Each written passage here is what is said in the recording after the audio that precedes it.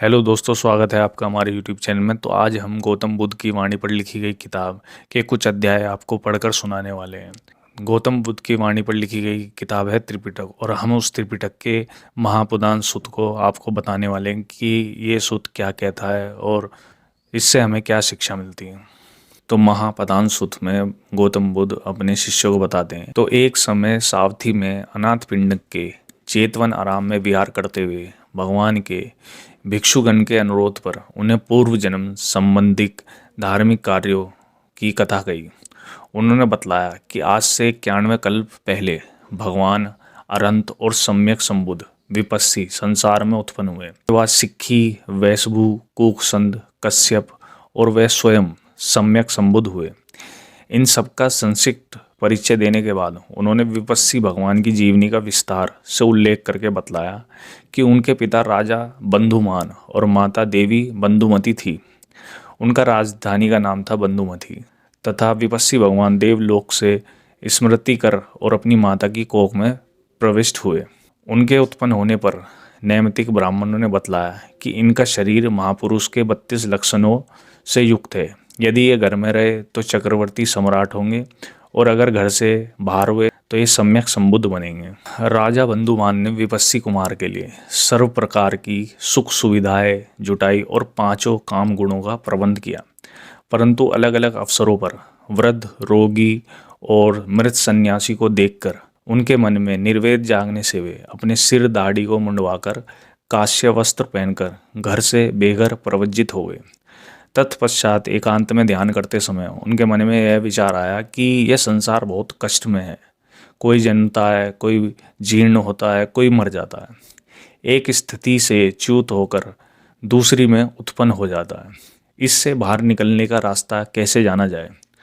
तब ये चिंतन के द्वारा उन्होंने प्रज्ञा जगाकर उन्होंने ये जान लिया कि नाम रूप के कारण विज्ञान और विज्ञान के कारण नाम रूप, नाम रूप के कारण 6 इंद्रियां, 6 इंद्रियां के कारण स्पर्श और स्पर्श के कारण वेदना, वेदना के कारण तृष्णा, तृष्णा के कारण उत्पादन, उत्पादन के कारण भय, वह भय के कारण जन्म, और जन्म के कारण बुढ़ापा, मृत्यु, शोक, विलाप, दुख, दोमनर्य और उपायास होते हैं।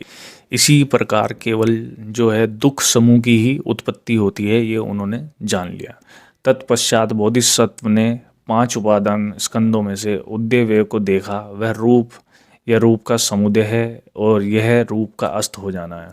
यह वेदना है, यह वेदना का समुदय है, यह वेदना का अस्त हो जाना है। यह संज्ञा है, यह संज्ञा का समुदय है, संज्ञा का अस्त हो जाना है। यह संस्कार है, यह संस्कार का समुदय है, यह संस्कार का अस्त हो जाना है। या फिर यह विज्ञान है, यह विज्ञान का समुदय है और यह विज्ञान का अस्त हो जाना है।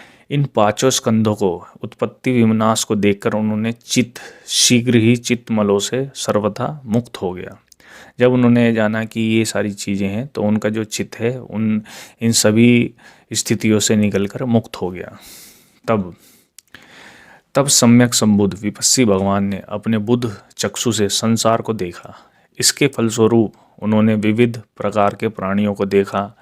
अल्परज वाले, अधिक रज वाले, तीक्ष्ण इंद्रियां वाले, मृद इंद्रियां वाले, अच्छे आकार वाले या बुरे आकार वाले, और बात को जल्दी समझने वाले या बात को देर में समझने वाले, परलोक का भय खाने वाले या परलोक का भय न खाने वाले। तब उनके मन में ये हुआ कि जो श्रद्धा के साथ मेरी बात सुनेंगे और उनके लिए अमृत अर्थात मोक्ष का द्वार खुल जाएगा, ये विपस्सी भगवान कहते हैं।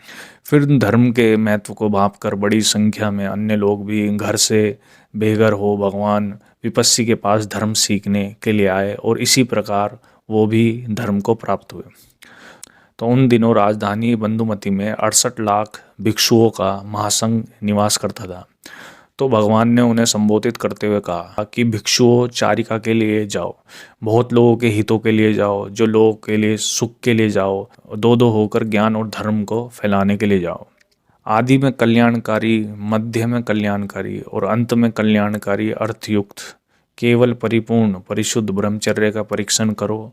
थोड़े से मैल के कारण धूमिल दृष्टि वाले ऐसे लोग हैं जो धर्म की बात ना सुनने के कारण हानि उठा रहे हैं। तो ये भगवान विपस्सी अपने भिक्षुओं को समझाते हैं। वो धर्म को समझने वाले हो जाएंगे और 6-6 वर्षों के अंतराल पर प्रतिमोक्ष के वाचन के लिए राजधानी बंधुमती में आते रहना। तो यह उन्होंने आदेश दिया अपने भिक्षुओं को। तो यह सुनकर जो अधिकांश भिक्षु एक ही दिन में चारिका के लिए निकल पड़े और 6 वर्ष बाद राजधानी में लौट आए। उस समय भिक्षु संघ के लिए प्रतिमोक्ष का पाठ करते हुए विपस्सी भगवान ने कहा, सब प्रकार के पापों का नाश करना, कुशल मोर्क संचय करना, चित्त को निर्मल करते रहना, यही बुद्ध की शिक्षा है।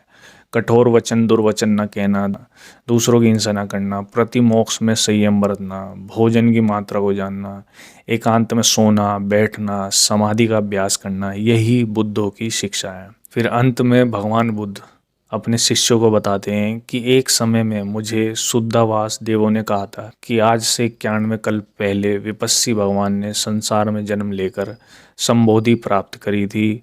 हम लोग उन्हीं के शासन में ब्रह्मचर्य का पालन कर सांसारिक भोग विलासों से विरक्त हुए यहाँ उत्पन्न हुए। अन्य देवलोकों के देवों ने भी अपने आप को भगवान विपस्सी से लेकर उनके उत्तरवी सम्यक संबुद्धों सिक्खी, वैशभू, कुकसंद, कोणागमन, कश्यप तथा मेरा साक्षी होना बतलाया है। फिर भगवान बुद्ध कहते हैं कि तथागत की धर्म धातु इतनी बींधने वाली होती है कि इससे वह अतीत काल में परिनिर्वाण प्राप्त किए हुए सारे प्रपंचों को छिन्न भिन्न किए हुए सारे दुखों से विमुक्त हुए बुद्धों को उनके सारे विवरण सहित उन्हें जान लेते हैं। तो दोस्तों, ये था भगवान बुद्ध की वाणी से लिखी गई किताब त्रिपिटक का महापदांशुद्ध, जिसमें भगवान बुद्ध अपने जो शिष्य होते हैं उन्हें ज्ञान देते हैं कि मुझसे पहले और भी सम्यक संबुद्ध हुए हैं जिन्होंने धर्म चक्र परिवर्तित किया और वो भी सम्यक संबुद्ध हुए और बोधि को प्राप्त हुए।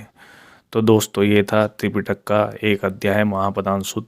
अगर आपको हमारी वीडियो अच्छी लगी हो तो हमारे चैनल को सब्सक्राइब करें, लाइक करें। तो गाइज, मिलते हैं नेक्स्ट वीडियो में।